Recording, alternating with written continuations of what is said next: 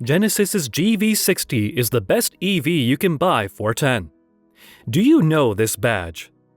You could be forgiven for not recognizing the badge on the bonnet of the GV60.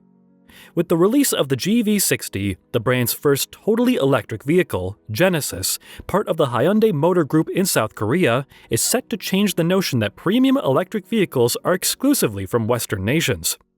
What does the new Genesis GV60, the group's premium brand, bring to the market? How premium is the unit from the premium branch? Stay tuned for an up-close and personal review of the Genesis GV60, the best EV money can buy. Let's talk about what is first seen on the car, that is, the design language. Although the GV60 shares its blueprint with the ONIQ 5 and the EV6, Genesis design team made it stand apart. GV60 is smoother and more rounded than the Hyundai, less aggressive than the Kia, and has a perfect design balance of the two. The front end is distinguished by Genesis' signature double-decker headlamps and a huge, though ultimately unnecessary, grille. The design details are fascinating, but not for everyone. The V in the rear D-pillar is a unique detail that stands out, especially when coupled with lighter body colors. Unfortunately, the detailing does not include a rear wiper. The GV60, like the IONIQ 5 and EV6, depends on channeled air to keep the back screen clean. It's a nice idea in theory, but as many IONIQ 5 and EV6 users will testify, it doesn't function in reality. The GV60, like its Korean counterparts, is a deceiving vehicle. It seems virtually tiny in images, but you shouldn't fall for that.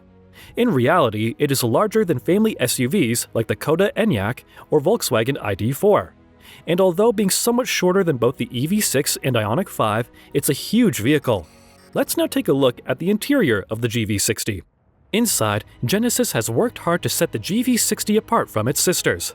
While the long floating infotainment screen is similar to that seen in the IONIQ 5 and EV6, that's about as much as you can see.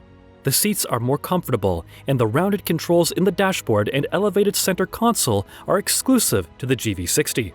The number of individual switches Genesis has managed to squeeze in will thrill button fans. It's difficult at first to remember where they are, particularly the ones in the center console that operate the heated seats, steering wheel, and parking cameras. The gear selector is on the elevated center console, directly beneath what seems to be a second gear selection. The smaller wheel controls the infotainment system and functions similarly to BMW's iDrive system. The gear selector is quite a piece of discussion, and depending on your view, it is either a work or a beauty or a meaningless gimmick. When not in use, the selector assumes the shape of a crystal sphere that glows to match the ambient light settings. When you press the start button on the dashboard, the sphere revolves in a James Bond, Indiana Jones style to show the selecting wheel.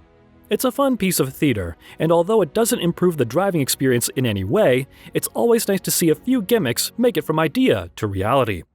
The GV's infotainment system has been skillfully reskinned by Genesis to give it a more luxurious appearance. While it retains the functionality of the Hyundai and Kia systems, including the sophisticated blind spot camera on the main display, the main screen's vertical tiles are simple to navigate and responsive. If you require even more information, all models have a clear and simple-to-use heads-up display.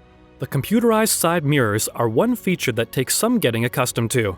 Their integration into the GV60's interior seems fairly heavy-handed for a €1,240 option on all variants.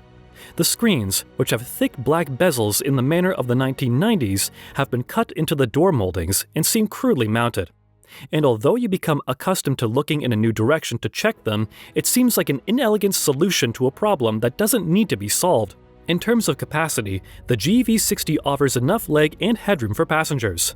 The large center console is more noticeable than in the Hyundai IONIQ 5. Still, it does not distract from the overall sense of spaciousness. The flat floor benefits rear seat occupants, and although it lacks the headroom of the boxier IONIQ 5, the GV60 provides first-rate comfort. However, if you choose the comfort seat pack, there is very little room beneath the front seats for backseat passengers to move their feet.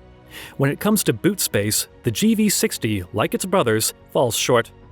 While the boot capacity is 680 and 1,550 liters are adequate, the boot floor is high and the load area is small. If you need a large hatchback to transport hefty, the GV60 may not be the best choice. Next, let's look at what powers the GV60 and how it charges. The GV60 with only one battery option, a 77.4 kWh pack shared with the Kia EV6 and the 2023 IONIQ 5. The GV60, like its siblings, features an 800-volt electrical system capable of producing extraordinarily fast charging rates when linked to an appropriate quick charger. Genesis claims a peak charging speed of 225 kWh, the same as Hyundai and Kia, and that the GV60 can charge from 10 to 80% in 18 minutes using a 350 kW fast charger. Unlike the early IONIQ 5 models, all GV60s will include a battery heating system connected to the navigation system.